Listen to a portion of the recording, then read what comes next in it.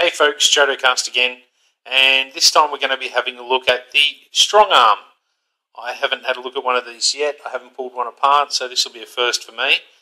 But as per usual, the first thing we're going to do is pop it over the chronometer in stock standard form and see what sort of pace we're getting with the Elite darts, so that we have a reference point. So once we do some mods and work out whether those mods have made a significant difference to the performance of the blaster.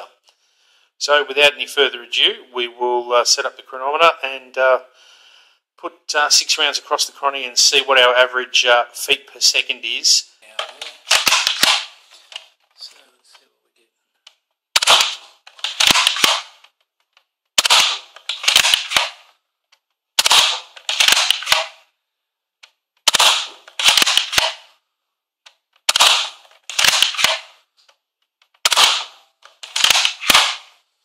Okay, so that's 6 shots with the Elite darts in stock standard form.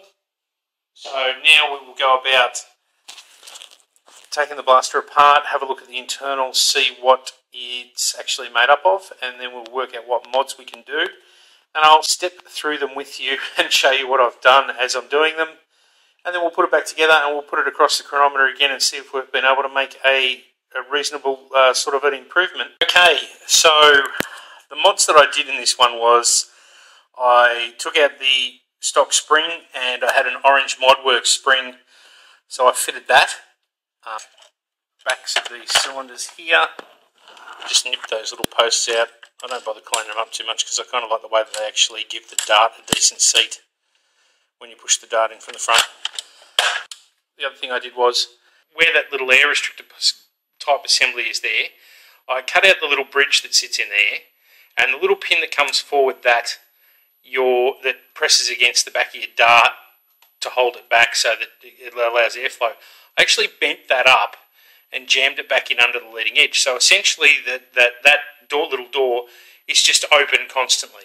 So if it's an air restrictor, then now it's jammed open constantly and it will allow all the air to flow past. If it's not an air restrictor, then it doesn't make any difference.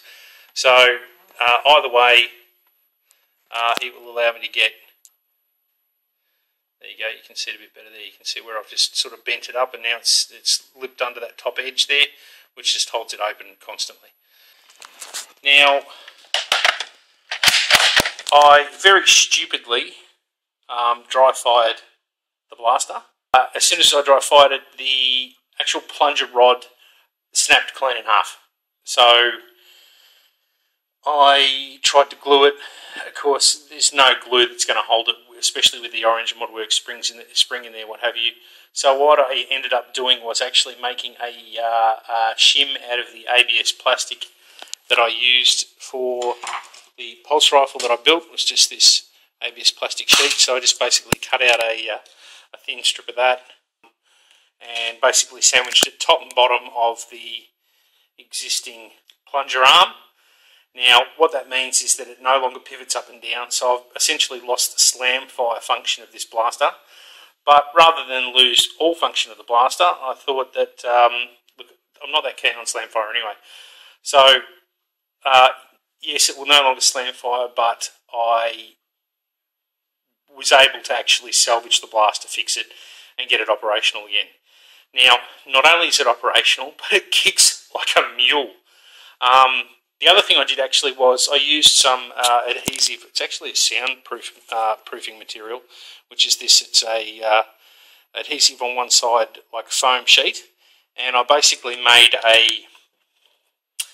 like a plunger head, basically like a cap for the plunger. So it's now got a bit of foam stuck to the front of it. So as it hits the support inside the plunger tube, it's actually got a bit of cushioning to it, so if you do happen to dry fire it, it's not going to absolutely cane the crap out of it and just, you know, cause more damage than you can imagine. It should actually give it a little bit of a buffer so that it doesn't just destroy the plunger tube. The plunger arm again.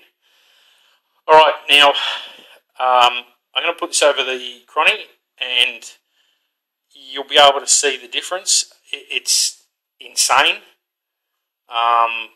this is now the most powerful pistol most powerful air-powered pistol in my arsenal. The only thing that shoots any harder than it is the minimised rapid strike that I did, which I'm still getting about 105 feet per second out of that. But in a plunger type non-electric blaster, especially a pistol, this is by far the most powerful that I've got now. So I'll set the chronometer up and I'll show you. We'll put 6 rounds to it, and you'll see exactly what I'm talking about. What sort of power. It's a little harder to prime now, which is to be expected. But here we go, shot number 1.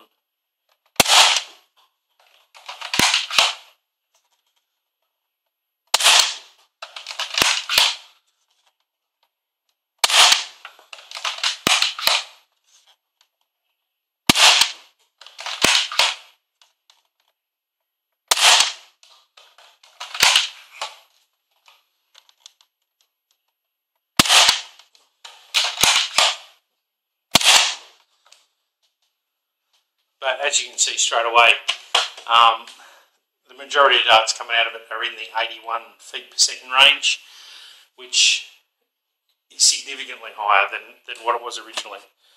So I'm glad that I was able to repair it and salvage it. I think that when it comes to nerfing and blaster mods and etc., being able to actually repair your blasters like this, to actually find a fix for them when something goes tragically wrong, other than pulling apart another blaster and pinching a component out of it, being able to actually find a way of fixing it and fabricating something to get it up and running again, I think that's one of the key things, one of the greatest assets of being able to know the internals of these things and be able to modify them and fix them. So there you go, the Strong Arm Orange Modwork spring opened up that air restrictor type piston thing at the front, at the front of the plunger tube there, nipped out the post so you can now put any type of dart in it, and it's kicking it around 80 odd feet per second. That's another one done, ticked off, and thanks for watching the video. I hope you liked it. Cheers. And this little bit is just a little PS for my mate Heavy Starch. Tusken Raider, Sandperson. Sorry, a little bit of Iron Man there. We'll skip that. Boba Fett from Star Wars. Or maybe SWAT. The SWAT dude there from the movie SWAT. And maybe Jack Sparrow, Pirates of the Caribbean. So there you go, plenty of other things besides Iron Man for you, Heavy. Cheers, bro.